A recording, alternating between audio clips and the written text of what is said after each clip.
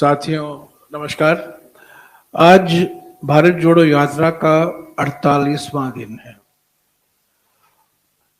इन 48 दिनों में 7 दिन विश्राम का दिन थे। 41 दिन भारत जोड़ो यात्रा सड़क पर उतरा था। इन 41 दिनों में करीब 1270 किलोमीटर पूरा हो चुका है, यानी कि कुल मिलाकर 1/3 अब तक पूरा हो चुका है। परसों 50वां दिन है। भारत जोड़ो यात्रा फिर से शुरू होगी तेलंगाना के महबूब नगर जिले से। पिछले 48 दिनों में 4 राज्यों से गुजरा है भारत जोड़ो यात्रा। तमिलनाडु, केरला, कर्नाटका और आंध्र प्रदेश। और परसों हम तेलंगाना में आए, पर तेलंगाना में यात्रा पूरी तरीके से परसों शुरू होगी। इन 4 राज्यों में 18 जिले से गुजरा है। तमिलनाडु में 2 जिले, केरला में 7 जिले, कर्नाटक में 7 जिले और आंध्र प्रदेश में 7 जिले। तो कुल मिलाकर 18 जिले कवर हो चुके हैं। और तेलंगाना में अगले 11 दिनों में, परसों से 11 दिनों में 8 जिले और कवर होंगे। तेलंगाना के बाद हम नांदेड़ आएंगे महाराष्ट्र में, और महाराष्ट्र में करीब 16 दिन भारत जोड़ो यात्रा पूरा होगा। उसके बाद मध्य प्रदेश और उत्तर प्रदेश, उसकी घोषणा हम करते रहेंगे। रोज औसत के तौर से भारत जोड़ो यात्रा 21 किलोमीटर कवर कर रहा है, पैदल 21 किलोमीटर। सुबह औसत के तौर से कुछ दिन ऐसे हैं ज्यादा है सुबह, कुछ दिन मैं सिर्फ जो आंकड़े दे रहा हूं ये औसत के तौर से आंकड़े हैं। सुबह करीब 12-13 किलोमीटर औसत चलते हैं और शाम को करीब 8-9 किलोमीटर चलते हैं। रोज कुल मिलाकर इन 48 दिनों में करीब 50 संस्थाएं राहुल गांधी जी से मिले हैं दोपहर को। ये अलग अलग संस्थाएं हैं, युवा संस्थाएं हैं, महिला संस्थाएं हैं, ट्रेड यूनियन के संस्थाएं हैं, सामाजिक कार्यकर्ताओं की संस्थाएं हैं, सिविल सोसाइटी संस्था, नागरिक संस्थाएं हैं। और करीब 50 ऐसे संस्थाएं राहुल जी से मिले हैं और अलग अलग मुद्दों पर बात हुई है। खास तौर से किसान से संबंधित मुद्दे, हर जगह यही मुद्दा उठाया गया है, किसान कितना पीड़ित है। दूसरा मुद्दा जो हर जगह हमें देखने को मिल रहा है, बातचीत करने का मौका मिल रहा है और दस्तावेज पेश किए जा रहे हैं, वो बेरोजगारी के ऊपर और खास तौर से छोटे और लघु उद्योग जो बंद पड़े हुए हैं तमिलनाडु में, केरला में, कर्नाटका में, आंध्रा में, उनके बारे में रिप्रेजेंटेशन दिए गए हैं राहुल जी को। और तीसरा मुद्दा महंगाई का है और खास तौर से जीएसटी की वजह से जो आवश्यक सामग्री है जो रोजाना इस्तेमाल होता है, उनके जो दाम बढ़े हैं जीएसटी की वजह से, उनके संदर्भ में कई चिंताएं जताई गई हैं। तो 50 संस्थाएं कुल मिलाकर राहुल जी से मिले हैं इन 48 दिनों में। करीब 50 ऐसी संस्थाएं हैं जो राहुल जी के साथ चले हैं। उन्होंने कोई दस्तावेज नहीं पेश किया पर चले हैं। जो मैंने पहले कैटेगरी कहा था, उसका जिक्र किया था, वो ऐसी संस्थाएं हैं जो आधे घंटे पौने घंटे के लिए रोज दोपहर को राहुल जी से मिलते हैं। पर इसके अलावा ऐसे भी संस्थाएं हैं जो उनके साथ चलते हैं, जो वॉक द टॉक होता है। और 50 ऐसे संस्थाएं हैं पिछले 48 दिनों में जिन्होंने राहुल जी के साथ कुछ समय बिताया। 10 मिनट, कुछ लोग 15 मिनट, कुछ लोग 20 मिनट, और जो उनके मन में था उन्होंने राहुल जी को अवगत कराया।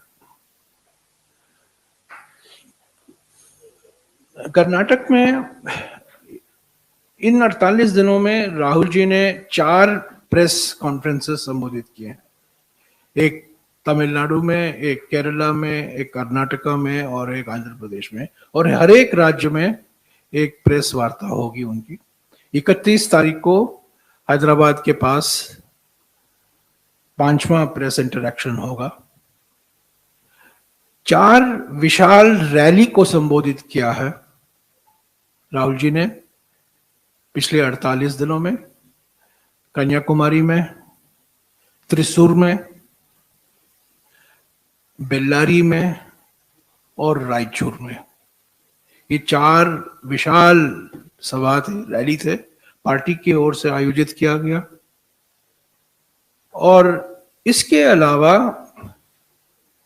इन 48 जिलों में करीब 35 ऐसे नुक्कड़ सभाएं, पब्लिक मीटिंग, छोटे छोटे पब्लिक मीटिंग 7, 7:30, 8 बजे को, जब उस दिन का भारत जोड़ो यात्रा पूरा होता है, उन्होंने इन सभाओं को भी संबोधित किया। पर विशाल रैली, जो पब्लिक रैली है, वो 4 हैं। शुरुआत तो 7 सितंबर को हुई थी कन्याकुमारी से, उसके बाद त्रिशूर में केरला में, और कर्नाटका में 2, एक बेल्लारी में, और चौथा वाला, और मैं समझता हूं सबसे सफल रैली, सबसे विशाल रैली जो हुआ है वो रायचूर में हुआ था। तो 1/3 भारत जोड़ो यात्रा पूरा हो चुका है, और जिस रफ्तार से हम जा रहे हैं, मैं उम्मीद करता हूं कि फरवरी के 20 तारीख तक हम कश्मीर पहुंचेंगे। हो सकता है कि उसके पहले भी पहुंच पाए, पर जिस रफ्तार से हम जा रहे हैं, तो 20 और 25 के बीच में हम ये कह सकते हैं कि भारत जोड़ो यात्रा पूरा हुआ। लोगों की उत्साह देखने लायक है। लाइव स्ट्रीम हो रहा है, आप लोग सब देख रहे हैं, और कई लोग आ रहे हैं सड़क पर। कांग्रेस समर्थक आ रहे हैं, कांग्रेस कार्यकर्ता आ रहे हैं, कांग्रेस आलोचक आ रहे हैं, और जो किसी राजनीतिक दल में कोई समर्थन नहीं है, तो दिलचस्पी नहीं रखते हैं, वो भी आए हैं, जो कि न्यूट्रल आदमी है, न्यूट्रल महिलाएं हैं।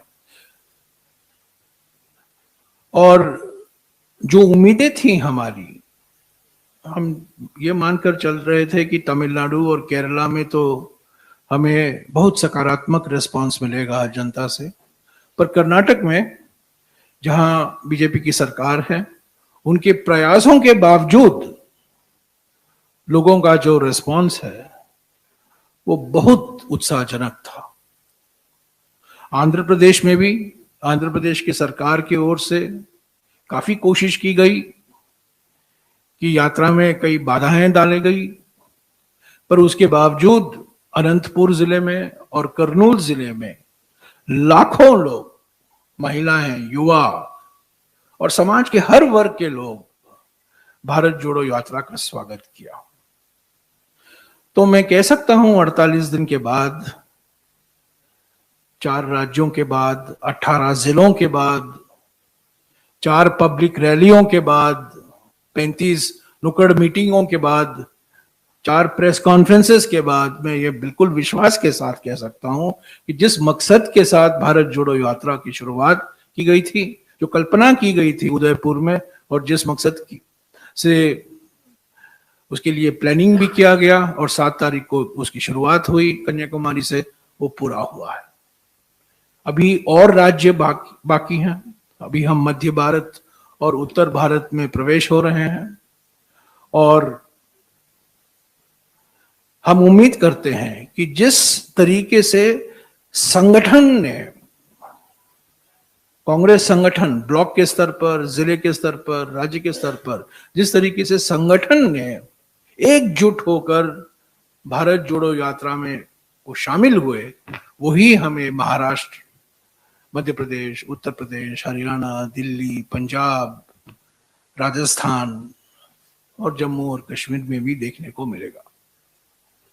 तो मैं आपको निमंत्रण देता हूं, 31 तारीख को प्रेस कॉन्फ्रेंस है हैदराबाद में, और मैं कोशिश कर रहा हूं कि अगले महीने हम कुछ लोगों, पत्रकारों का वॉक द टॉक भी कराएं राहुल जी के साथ। मैं कोई आपको प्रॉमिस नहीं करता हूं, पर मैं कोशिश कर रहा हूं कि आप लोग मैं जानता हूं कि आप लोग 5-10 मिनट उनसे विशेष बात करना चाहते हैं, पर एक ही शर्त पर मैं उसको आगे ले चलूंगा कि आप 3 या 4 दिन चलें, एक्चुअली 20 किलोमीटर चलें 3 दिन, तब आपको एक इनाम मिलेगा, वॉक द टॉक 3 दिन के बाद। मैं उम्मीद करता हूं कि जब भारत जोड़ो यात्रा मध्य प्रदेश में आएगा, या करीब 18-19 नवंबर को, तब हम इसका आयोजन करेंगे। चैनलों और जो पत्रकार हैं जो उनसे विशेष बात करना चाहते हैं 10-15 मिनट के लिए, मैं कोई वादा नहीं करता हूं, पर मैं जरूर इसका कोशिश जरूर करूंगा।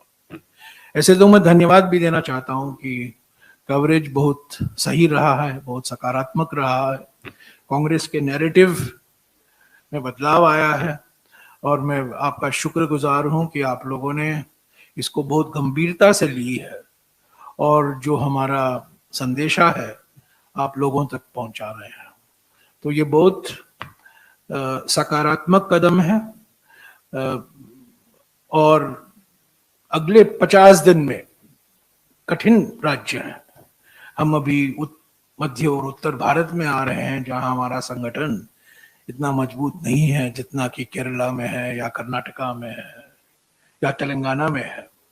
पर मैं कहना चाहता हूं कि आंध्र प्रदेश में, जहां हमारा वोट प्रतिशत 2% है, वहां जिस तरीके से मोबिलाइजेशन हुआ और जिस तरीके से लोग आए सड़क पर, जैसा कि मैंने कहा राज्य सरकारों के प्रयासों के बावजूद वो आए, वो हमें विश्वास दिलाता है कि हम, जहां हमारा वोट शेयर नहीं है, जहां हमारा संगठन भी कमजोर है, भारत जोड़ो यात्रा की वजह से एक नई जान और एक नई उमंग आएगी, और यहां भी भारत जोड़ो यात्रा बहुत सफल होगी। Yes sir. नांदेड़ को 7 तारीख हम पहुंच रहे हैं, और मैं जानता हूं कि आप क्या सवाल पूछने वाले हैं। मैं उसका कंफर्मेशन आपको शाम तक दे दूंगा। मुझे जानकारी मिली, शरद पवार जी हमारा स्वागत करेंगे। मेरे पास अभी 100% उसका कंफर्मेशन नहीं है, पर मैं उनसे बात करके आपको जानकारी दूंगा। एक मिनट।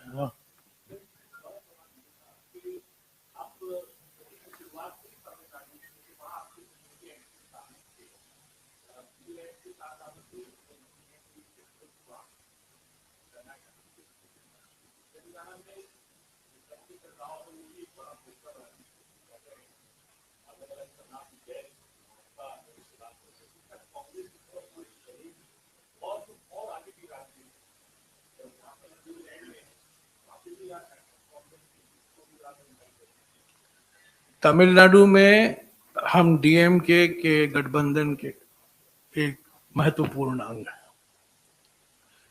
केरला में हम सीपीएम के साथ मुकाबले में हैं।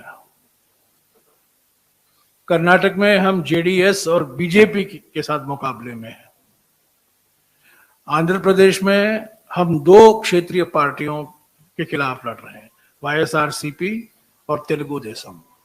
तेलंगाना में हम टीआरएस और बीजेपी के खिलाफ हैं, लड़ रहे हैं। हम उम्मीद करते हैं और मुझे विश्वास है कि जब हम महाराष्ट्र में प्रवेश होंगे तो एमवीए के जो पार्टियां हैं वो हमारा स्वागत करेंगी और वो भारत जोड़ो यात्रा में भाग लेंगे। पर उसका डिटेल जो है मैं आपको आज शाम तक बता दूंगा। एक सॉरी, एमवीए के जो हमारे घटक दल हैं, हमने पहले से कहा है किसी भी राजनीतिक दल का स्वागत है जो भारत जोड़ो यात्रा के मकसदों का समर्थन करता है। एनसीपी के साथ हमारा गठबंधन है, शिवसेना के साथ हमारा गठबंधन था, हमारी मिलीजुली सरकार महाराष्ट्र में थी। तो वास्तविक है कि उद्धव ठाकरे जी और शरद पवार जी भी भारत जोड़ो यात्रा में भाग लेंगे, पर मैं उसका एग्जैक्ट डिटेल कब कहां नहीं पता, आज नहीं बता पाऊंगा। मैं आपको 1-2 दिन में जानकारी पूरा दे दूंगा। पर जेडीएस को, हम जेडीएस के साथ हमारा कोई समझौता नहीं है कर्नाटका में, टीआरएस के साथ कोई समझौता नहीं है तेलंगाना में, और सीपीएम के साथ तो केरला में सवाल ही नहीं उठता।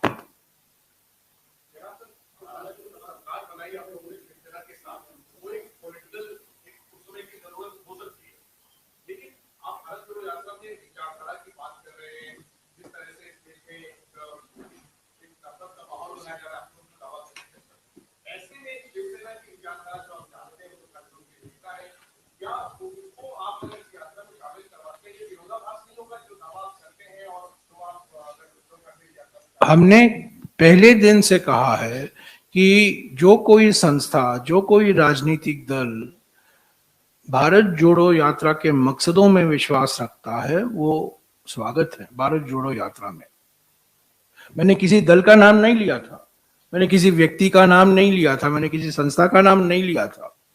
पर आप देख रहे होंगे, मैं किसी का नाम नहीं लूंगा, आप देख रहे होंगे कि पिछले 48 दिनों में ऐसे भी व्यक्ति, ऐसे भी संस्था शामिल हैं भारत जोड़ो यात्रा में जो 2012 में कांग्रेस का विरोध किया था। न केवल कांग्रेस समर्थक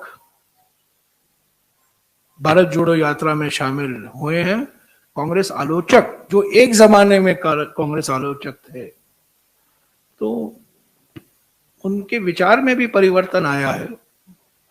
पर महाराष्ट्र के संदर्भ में जो आपने सवाल उठाया, मैं जानता हूं कि एनसीपी भाग लेना चाहती है। मुझे पक्का जानकारी नहीं है कि क्या उद्धव ठाकरे जी आना चाहते हैं कि नहीं, पर अगर वो आना चाहेंगे जरूर हम उनका स्वागत करेंगे।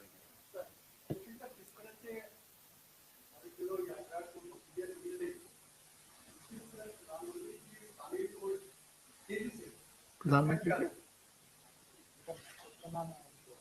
क्या हाँ? मैं भारत जोड़ो यात्रा की बात कर रहा हूं यार, आप प्रधानमंत्री की ओर क्यों ले जा रहे हो? हम अपना काम करेंगे, प्रधानमंत्री अपना काम करेंगे।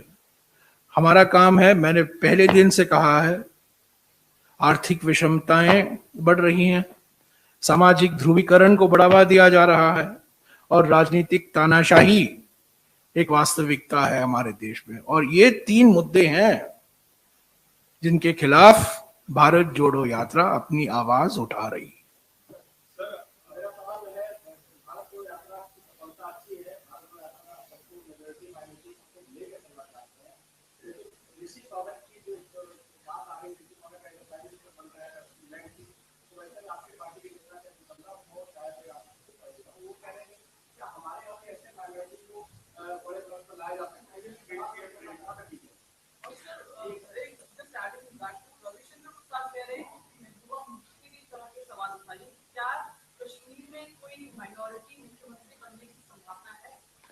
जिनको जनादेश मिलता है वो मुख्यमंत्री बनेंगे। जनादेश मिले, लोकतांत्रिक तरीके से जनादेश मिले और मुख्यमंत्री बने, हमें क्या आपत्ति है? इंग्लैंड की जनता ने उनको, अभी इंग्लैंड की जनता नहीं, इंग्लैंड की पार्टी ने उनको मुख्यमंत्री बनाया है इंग्लैंड का, हम स्वागत करते हैं उनका।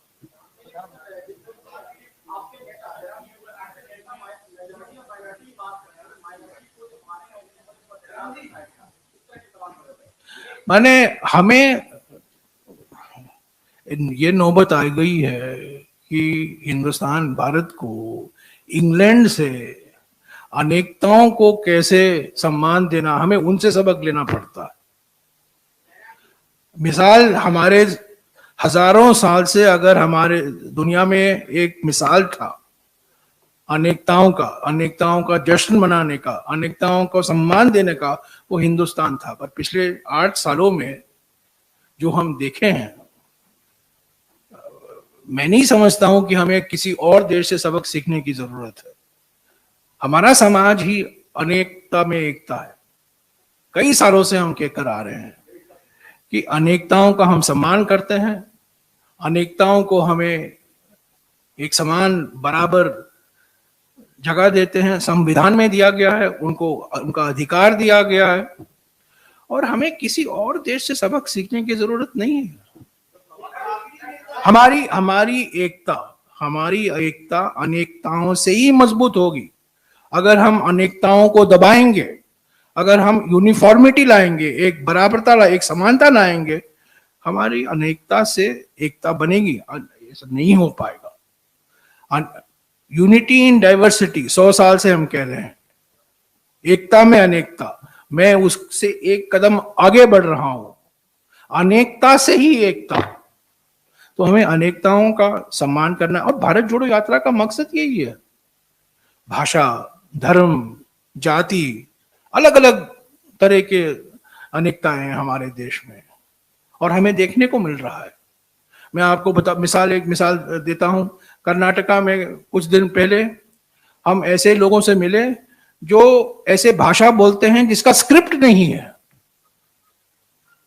ये लिंग्विस्टिक माइनॉरिटी है। हम लोग जब माइनॉरिटी बात करते हैं, हमेशा रिलीजियस माइनॉरिटी हमारे मन में आता है, पर कुछ हमारे देश में कई जगह हैं जहां लिंग्विस्टिक माइनॉरिटी है। मुश्किल से आपको 10,000, 15,000, 20,000 लोग ये भाषा बोलते हैं। वो भी हमारे देश के नागरिक हैं, उनको भी संवैधानिक अधिकार दिया गया है, और उनको भी हमें सुरक्षित रखने की जरूरत है। तुलु है, कोडुआ है, बेरी है, ऐसे भाषाएं इनको जानना चाहिए। हम लोग हिंदी बोलते हैं, अंग्रेजी बोलते हैं, कन्नड़ा बोलते हैं, तमिल बोलते हैं, पर ऐसे छोटे छोटे भाषाएं हैं, 10,000 लोग, 15,000 लोग, 20,000 लोग बोलते हैं, तो उनको भी हमें सुरक्षित रखना है। वो भी भारतीय नागरिक हैं।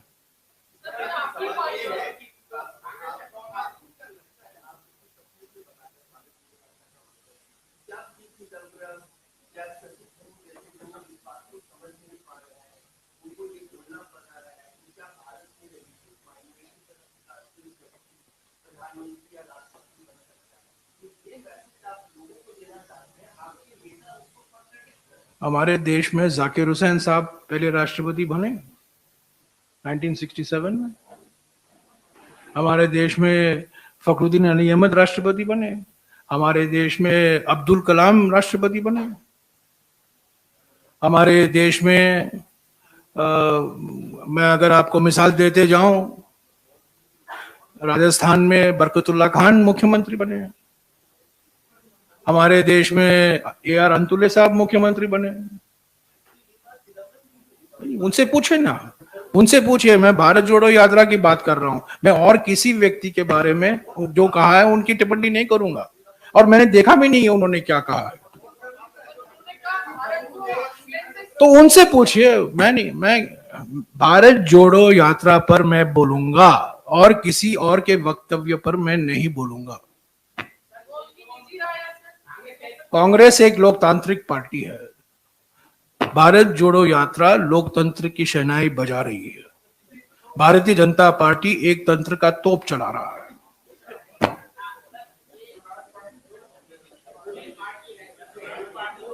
हाँ जी, बस हो गया यार, लोकतंत्र की शहनाई। Thank you, thank you. हाँ,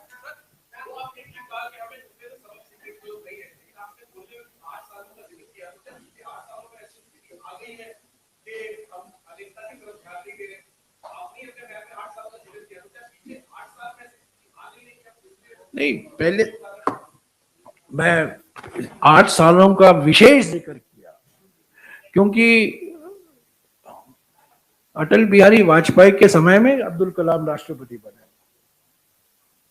अब वाजपेयी जी की सोच और नरेंद्र मोदी की सोच के बीच में जमीन आसमान का फर्क है, क्योंकि अटल बिहारी वाजपेयी नेहरू के जमाने के एक प्रोडक्ट है। मैं आज भी मानता हूं कि अटल बिहारी वाजपेयी जी नेहरू से बहुत प्रभावित हुए थे और वो वास्तविक है। पर नरेंद्र मोदी जी एक ही चीज में लगे हुए हैं कि जवाहरलाल नेहरू की विरासत को हम कैसे मिटाएं, तीन मूर्ति को खत्म कैसे करें। अभी 10 डाउनिंग स्ट्रीट में भी अभी तीन मूर्ति हो जाएगा।